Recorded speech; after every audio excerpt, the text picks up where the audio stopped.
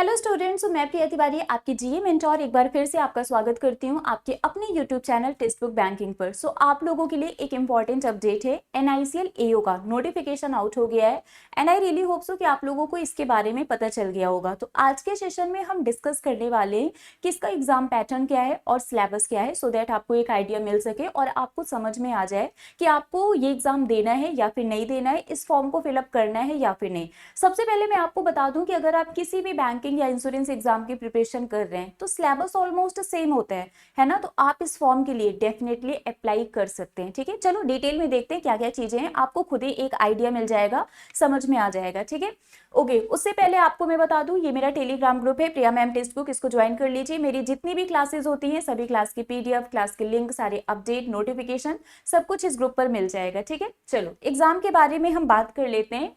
Organisation क्या है? National insurance company limited. याद रखिएगा ये एनआईसीएल है, एनआईएसीएल नहीं है। ठीक है, okay.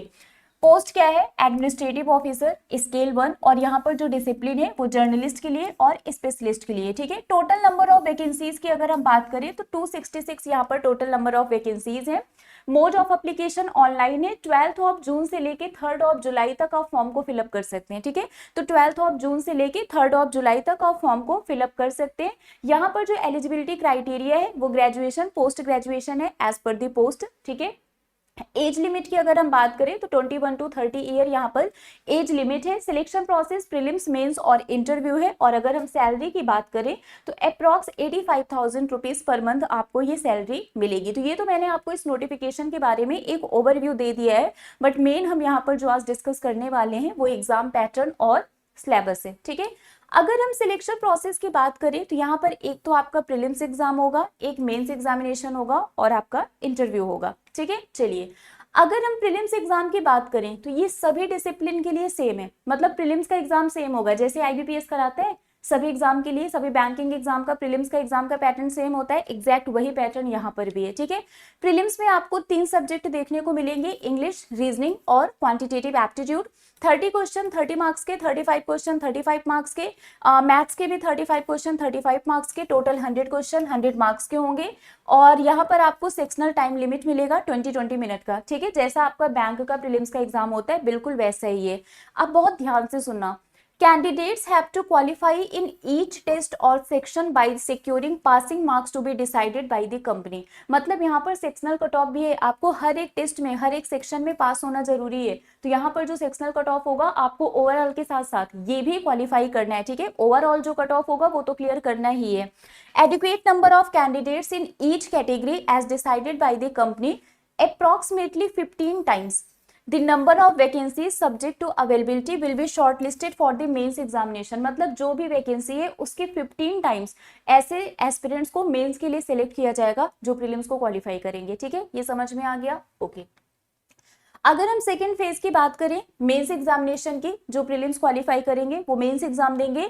Mains examination will consist of objective test, multiple choice questions होंगे 250 मार्क्स के, एंड डिस्क्रिप्टिव टेस्ट भी होगा यहाँ पर 30 मार्क्स का। ठीक है, ऑब्जेक्टिव एंड डिस्क्रिप्टिव ये आपका ऑनलाइन होगा। Candidates will have to answer descriptive test by typing on the computer. तो यहाँ पर जो मेंस में आपका डिस्क्रिप्टिव भी होगा वो भी आपको देना है, जिसमें आपको कीबोर्ड पर टाइपिंग करके लिखना होगा। ठीक है, immediately after completion of objective test descriptive test will be administered. जैसे ही आपका ऑब्जेक्टिव टेस्ट कंप्लीट होता है तुरंत आपका डिस्क्रिप्टिव भी स्टार्ट हो जाता है। उसके लिए किसी और दिन आपको एग्जाम देने नहीं जाना है, सेम डे पर होता है। ठीक है, चलिए मेंस एग्जाम की अगर हम बात करें तो जर्नलिस्ट के लिए जो मेंस एग्जाम का पैटर्न है वो है रीजनिंग, इंग्लिश, जीए, कंप्यूटर, क्वांटिटेटिव एप्टीट्यूड। मतलब ये सारे सब्जेक्ट मेंस में आएंगे जर्नलिस्ट की पोस्ट के लिए।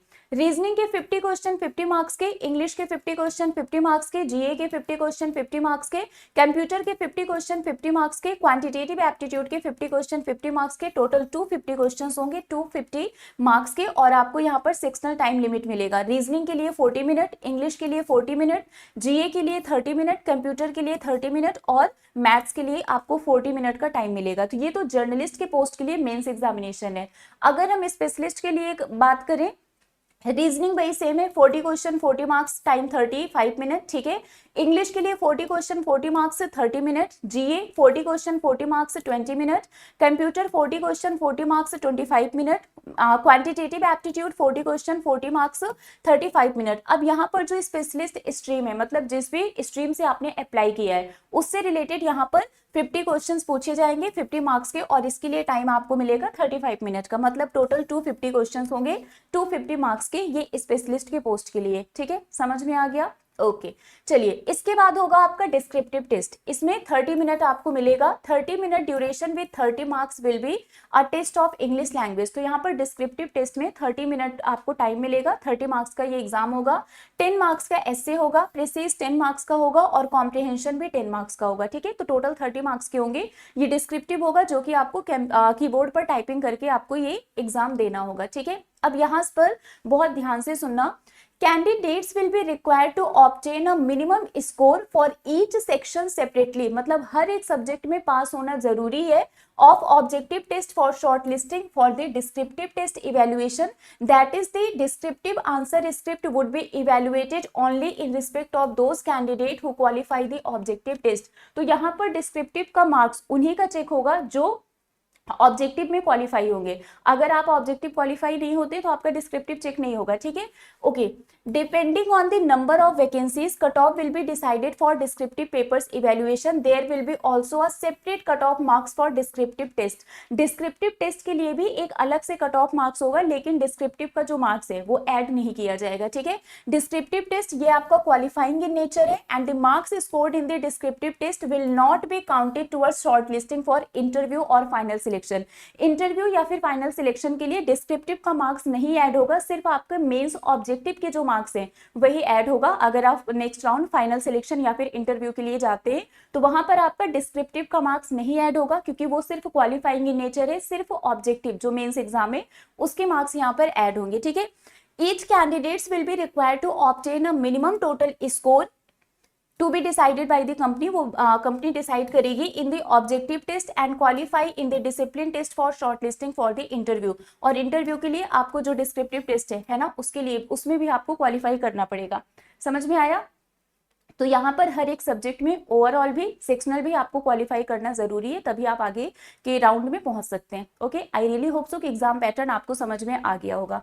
सिलेबस की अगर हम बात करें, जैसा मैंने अभी आपको बोला था, सिलेबस सेम है। अगर आप किसी भी बैंकिंग एग्जाम की प्रिपरेशन कर रहे हैं तो सिलेबस वही सेम है। एग्जाम पैटर्न से आपको समझ में आ गया। जैसे इंग्लिश की बात करें, आरसी हो गया, क्लोज टेस्ट हो गया, spelling check, improving sentence, sentence rearrangement, sentence completion, part of speech, articles and determiners, preposition, error spotting, synonym, antonym, idiom, phrases, one word substitution, मतलब ये सारी चीजें इंग्लिश में होंगी। ठीक है, अगर हम क्वांटिटेटिव एप्टीट्यूड की बात करें तो वही है, आपका डाटा सफिशिएंसी होगा, नंबर सीरीज होगा, डीआई होगा जिसमें line graph, pie chart, bar graph, caselet DI है ना, ये सारी चीजें होंगी। लीनियर इक्वेशन होगा, क्वाड्रेटिक इक्वेशन होगा, इनइक्वालिटी हो गया, सिंप्लीफिकेशन एंड अप्रोक्सीमेशन हो गया, प्रोबेबिलिटी, परम्यूटेशन एंड कॉम्बिनेशन। बाकी इसके अलावा आपका जो अर्थमेटिक है, मतलब जो वर्ड प्रॉब्लम होते हैं, वो सारी चीजें यहाँ पर होंगी। ठीक है, नेक्स्ट रीजनिंग की अगर हम बात करें तो वही सारी चीजें हैं। पजल हो गया, सीटिंग अरेंजमेंट हो गया, ब्लड रिलेशन हो गया, ठीक है, ऑड वन आउट हो गया, मीनिंगफुल वर्ड क्रिएशन हो गया, मशीन इनपुट आउटपुट है ना, word number pair, word formation, order ranking, pattern and logic based series, word based and number based series, symbol based series, सिलॉग्स हो गया, डायरेक्शन सेंस हो गया, ब्लड रिलेशन हो गया, इनइक्वालिटी हो गया है ना, अल्फा न्यूमेरिक सीरीज। तो ये सारी चीजें यहाँ पर, सीटिंग अरेंजमेंट हो गया, पजल हो गया है ना, सब कुछ ये आपका रीजनिंग का भी सेम सिलेबस है। देन अगर हम जीए की बात करें तो जीए का तो वही है, आपका 6 मंथ का करंट अफेयर होगा।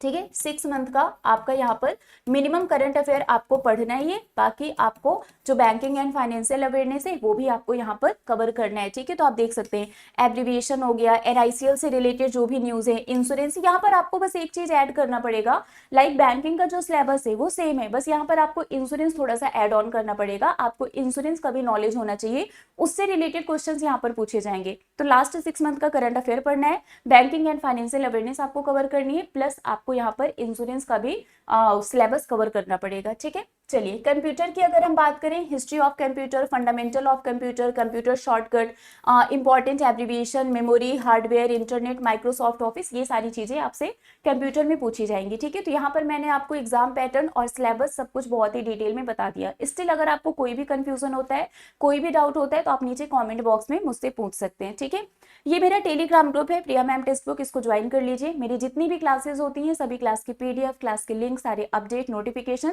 सब कुछ यहाँ पर मिल जाएगा। ओके, बाकी इसके अलावा अगर आप किसी भी बैंकिंग और इंश्योरेंस एग्जाम की प्रिपरेशन कर रहे हैं, तो आप हमारे साथ कनेक्ट हो सकते हैं हमारे सुपर पैक में। सुपर पैक में सारी चीजें मिलती हैं, मतलब जितने भी एग्जाम्स होते हैं, है ना, सारे एग्जाम की प्रिपरेशन यहाँ पर करवाया जाता है। इंश्योरेंस के जितने एग्जाम्स है वो सब आपको यहाँ पर मिल जाएगा। ठीक है, बैंकिंग के मतलब जितने पीओ के एग्जाम से वो इसमें मिल जाएगा, क्लर्क के एग्जाम से वो इसमें मिल जाएगा, इंटरव्यू, डिस्क्रिप्टिव, सब कुछ यहाँ पर कवर किया जाता है।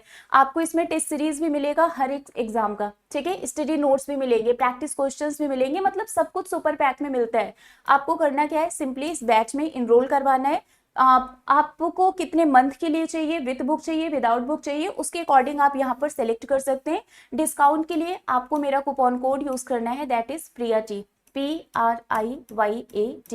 आप इस कोड को यूज करेंगे तो आपको यहाँ पर देखिए, जो अभी 2197 था ये 1907 हो गया, ये 1311 हो गया। मतलब अगर आप इस कोड को यूज करेंगे प्रिया टी को, तो यहाँ पर आपको मैक्सिमम डिस्काउंट मिल जाएगा। ओके, चलिए, तो अभी के लिए फिलहाल बस इतना ही है। बाकी अगर आपको कोई भी डाउट होता है तो आप कॉमेंट बॉक्स में हमसे जरूर पूछ लीजिएगा। मिलते हैं आपसे ऐसे ही किसी और अपडेट के साथ। Till then bye bye guys, take care, thank you so much.